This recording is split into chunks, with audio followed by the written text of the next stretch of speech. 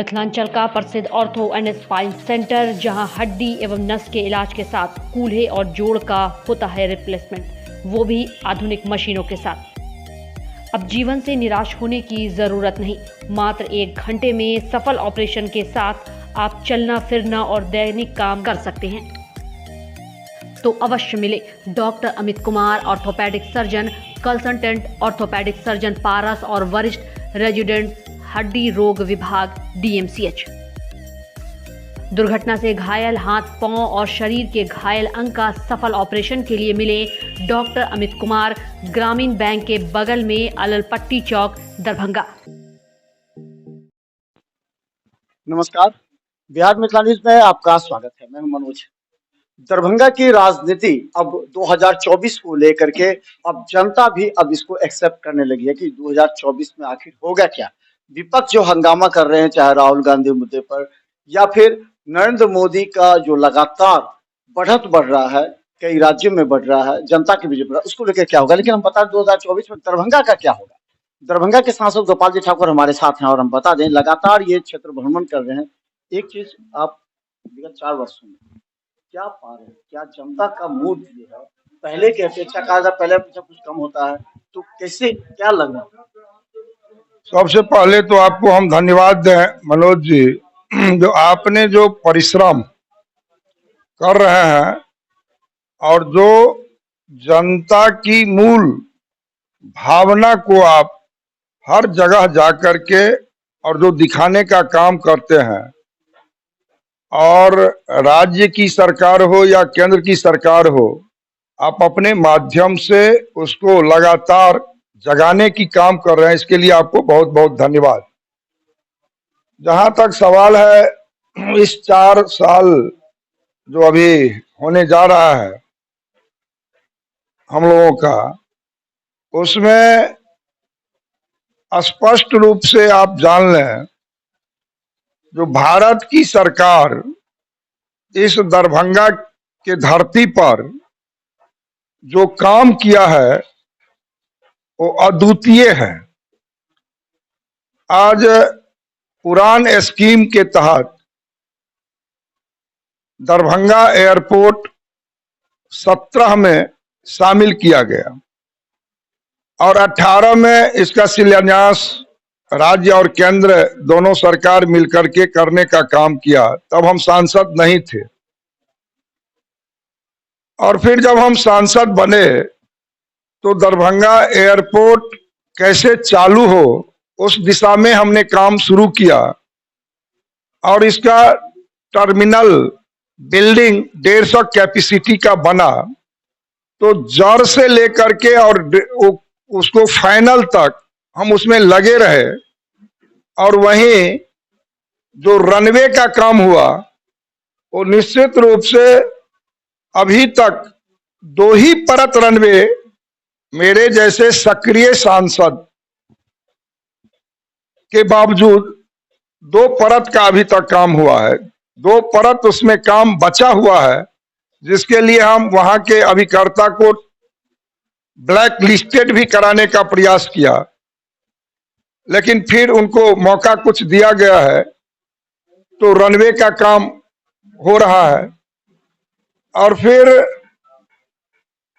निवर्तमान जो मंत्री थे आदरणीय हरदीप सिंह पुरी, उनको हम यहाँ पर लाए और ला करके घोषणा करवाए और 8 नवंबर 2020 यहाँ से उड़ान स्कीम के तहत यहाँ एयरपोर्ट चालू हुआ और अभी 14 लाख से अधिक लोग उड़ान भर चुके हैं। लेकिन राज्य की सरकार जिनको 78 एकड़ मात्र जमीन देना था, उसमें काफी समय लगा और उसके लिए हम लगातार प्रयत्नशील रहे। हमने यहाँ तो राज्य की सरकार 31 एकड़ दे रही थी, तो हम प्लानिंग से माननीय मंत्री जी से वहां से लिखवा करके टीम ला करके यहाँ के तत्कालीन जिलाधिकारी के साथ निरीक्षण करवा करके, चूंकि 31 एकड़ में मेरा अंतरराष्ट्रीय हवाई अड्डा नहीं बन पाता, तो 24 और 54 78 एकड़ का हमने प्रस्ताव दिया राज्य सरकार को ताकि हमारा अंतरराष्ट्रीय एयरपोर्ट बन सके। और उसके लिए आदरणीय रक्षा मंत्री भारत सरकार में श्री राजनाथ सिंह जी से मिले और इसके लिए एनओसी करवाने का काम किए, और तब काफी लंबा समय के बाद अब जमीन मिला है। तो हम इसमें फिर एयरपोर्ट अथॉरिटी के चेयरमैन के साथ, सेक्रेटरी के साथ मीटिंग करके और लगभग 1000 करोड़ रुपए दिलवाने का काम किए हैं।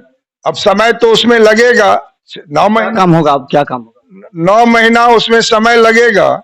उसमें बनेगा टर्मिनल बिल्डिंग और फिर एप्रन। अभी मेरे पास एक एप्रन है, 2 मात्र जहाज हम ठहरा पा रहे हैं, तो उसमें 6 एप्रन बनेगा।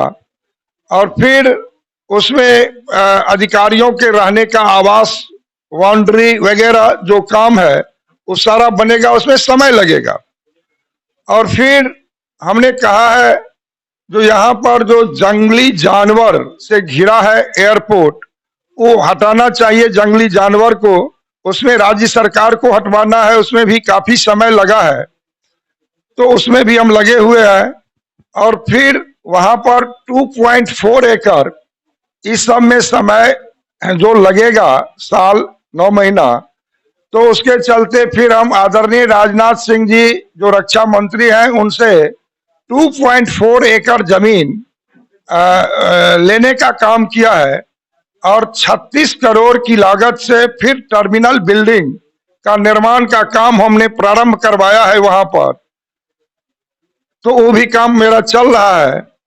और हमने कहा जो दरभंगा एयरपोर्ट से हर तीर्थ स्थल को जोड़ा जाए, उसके लिए भी हम प्रयासरत हैं। और विभिन्न कंपनियां, SYZ का तो 3 साल का एग्रीमेंट है, नवंबर माह में उसका 3 साल पूरा जाएगा। तो विभिन्न कंपनियां को हमने आग्रह किया है यहाँ से वो लावे चलावे, ताकि कंपटीशन होगा तो लोगों को यहाँ पर सुविधा मिलेगी। और जो किराया यहाँ अधिक हो जाता है तो उसमें भी किराया पर भी फिर हम लोग कमांड पाएंगे। लेकिन राज्य की सरकार, जो भारत सरकार ने निर्णय लिया, जो पहले आओ पहले पाओ के तहत जो यहाँ पर 40 सीटें हैं, तो उसमें तो 1% भारत सरकार ने तय किया वैट का, लेकिन राज्य सरकार 29% वैट ले रही है। तो हमने लगातार राज्य सरकार से भी आग्रह किया जो भाई आप वैट कम करें। अन्य राज्यों में कई जगह तो 0% वैट है, हैदराबाद में 0% होगा, गुजरात, उत्तर प्रदेश 5 से 10, 12% देश के अंदर हर राज्य में वैट है, और यहाँ बिहार में 29% वैट है। जब तक वैट राज्य सरकार कम नहीं करेगी तब तक यहाँ पर किराया में बढ़ोतरी लोगों को देना पड़ रहा है। उड़ान स्कीम के तहत तो काफी कम होना चाहिए। उड़ान स्कीम का अलग, उड़ान स्कीम में मात्र 40 सीटें हैं जो एग्रीमेंट हमने किया है, पहले आओ पहले पाओ के तहत, उसमें 1% वैट है। रेस्ट सीट जितना है उस प्लेन में, उसको लगता है 29% वैट। तो इसको राज्य सरकार को कम करना चाहिए। जो आदरणीय नरेंद्र मोदी जी का सपना था, जो हवाई चप्पल वाला हवाई सेवा करे, और उसके तहत आज आधा हवाई जहाज में हवाई चप्पल के लोग सफर करते हैं। और ये मिथिला का केंद्र दरभंगा है, जिसमें निश्चित रूप से लोग प्लान किए हैं। करोड़ों करोड़ की संख्या में लोग आज महाराष्ट्र में हो, दिल्ली में हो, बेंगलुरु में हो, हर जगह, हर महानगर में मिथिला क्षेत्र के लोग रह रहे हैं। तो उसको आने जाने के लिए यहाँ पर किराया कम रहना चाहिए, तो वैट कम करना पड़ेगा। तो हम बता दें हमारे साथ सांसद जी हैं, एक एक मुद्दे पर हम थोड़ा सा बात कर लेते हैं। देखिए, एयरपोर्ट पर काफी बात सामने आई कि 29% वैट जो राज्य सरकार लगाती है, उसी की वजह से जो यात्री किराया है उसमें बढ़ोतरी हो गई है, जिससे हवाई चप्पल पहनने वाले अब जाने से भी परहेज कर रहे हैं।